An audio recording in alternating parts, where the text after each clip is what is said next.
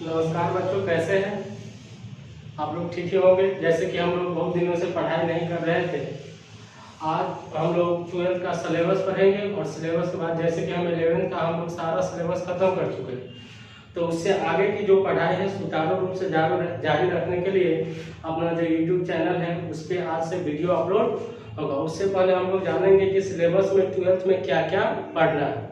वही सिलेबस अभी पढ़ने जा रहे हैं 12th का। और सिलेबस में क्या होता है, कभी कभी किसी चैप्टर से ज़्यादा पूछ देता है, कम पूछ देता है, तो एग्जैक्ट मार्क्स बताना चैप्टर वाइज संभव नहीं है, क्योंकि बिहार बोर्ड अपना कोई ऐसा पैटर्न नहीं डाला हुआ है जिसमें बोला है कि इतना से इतना पूछना है।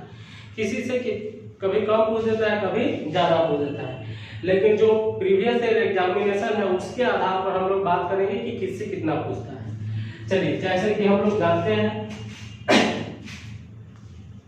12th का जो सिलेबस है, देखिए पहले 12th maths syllabus.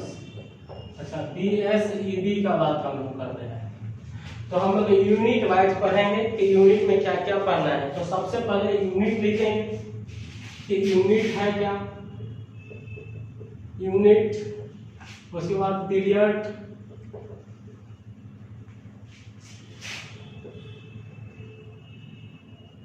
Long answer type questions रहेगा, शॉर्ट आंसर टाइप क्वेश्चंस रहेगा और ऑब्जेक्टिव रहेगा। देखिए यूनिट में जो सबसे पहला चीज है वो हमें है relation and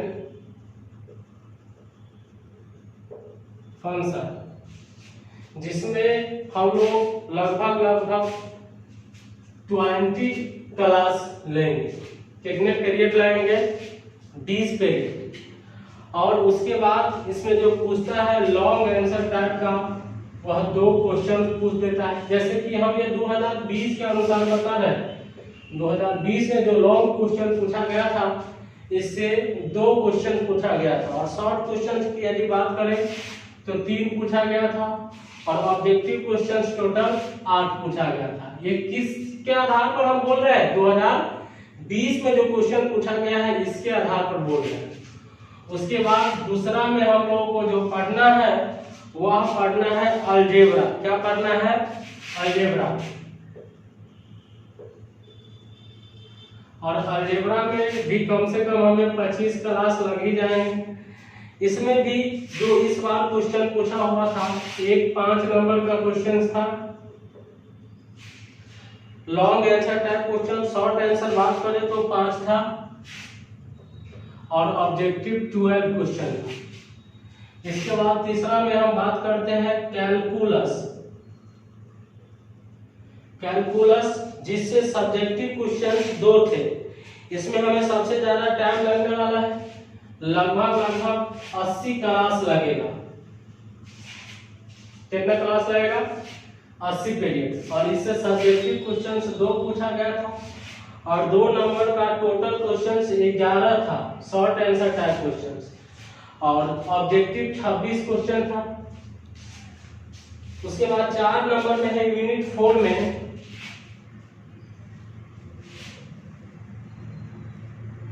vector and 3D geometry. इसके बारे में बहुत डिटेल से पढ़ना है, और इसमें लगभग 20 क्लास लगेगा। 20 क्लास इसमें भी लगेगा। तो उसके बाद इसमें देखते हैं सब्जेक्टिव क्वेश्चन। इस बार जो पूछा हुआ था 2 नंबर का क्वेश्चन टोटल 7 था, और ऑब्जेक्टिव क्वेश्चंस 9 थे। उसके बाद 5 नंबर में हम लोग आएंगे। 5 में जो है लीनियर प्रोग्रामिंग,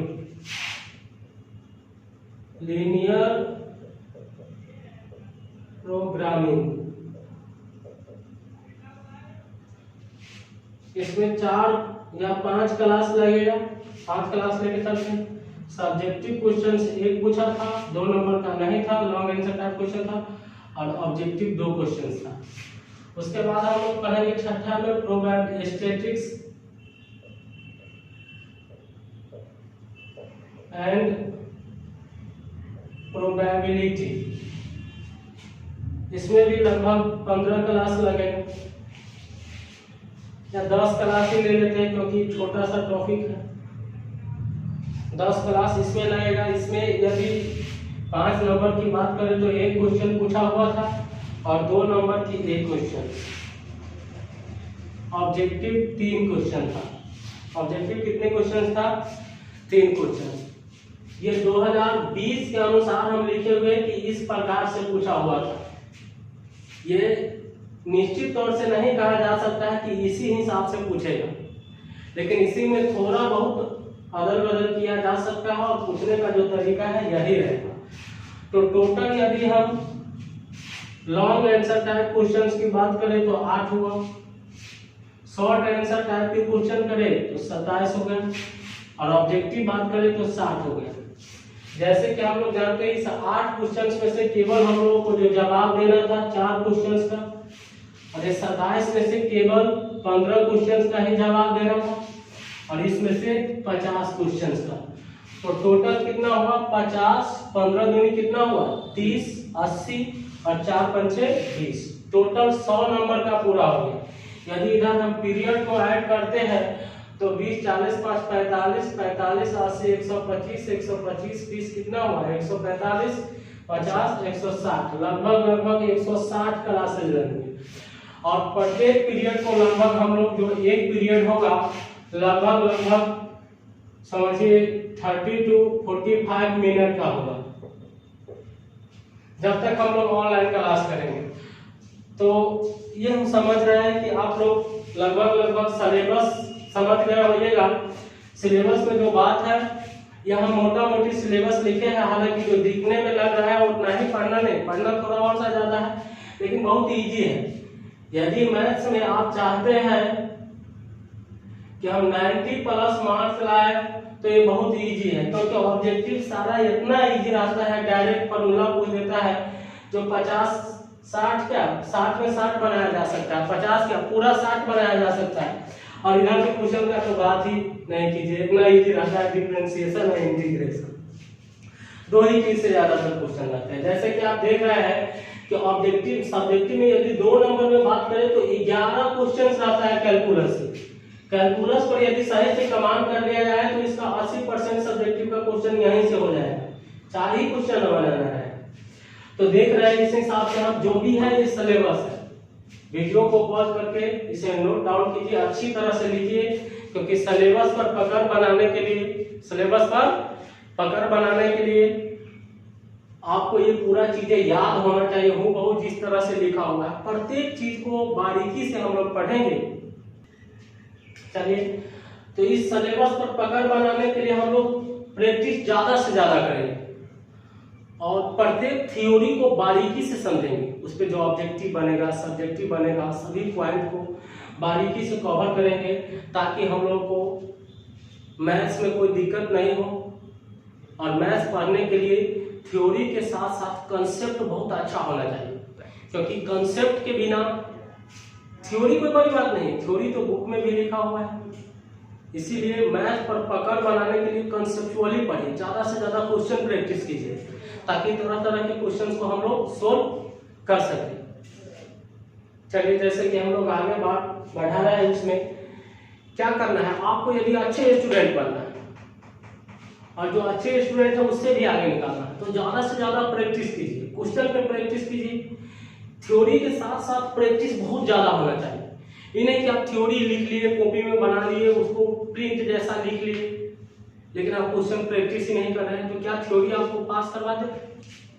बोर्ड मान के चलिए बोर्ड पास हो गया, लेकिन इससे आगे का तो बहुत बड़ा रास्ता है जिसमें मेनली हमें क्या करना है, ज्यादा से ज्यादा क्वेश्चन का प्रैक्टिस करना है। और प्रैक्टिस के साथ साथ बहुत चीजें हम लोगों को सीखने को मिलेगा। जहाँ पे सीखने को मिलेगा वहां पे हम लोग ज्यादा बेटर से थोड़ा समझ पाएंगे। ज्यादा से ज्यादा क्वेश्चन प्रैक्टिस करेंगे तो कुछ ऐसे चीजें होंगे जो हमें यदि नहीं समझ में आता वो भी समझ में आने लगेगा। तो प्रैक्टिस बहुत ज्यादा जरूरी है। ये नहीं कि आप थ्योरी पढ़ लीजिए, 2 एग्जाम्पल पढ़ लीजिए, आप सोचिए कि हम प्रखंड विद्वान हो गए मैथ का, ऐसा नहीं होता है। तो आप लोग पहले इसको नोट डाउन कीजिए।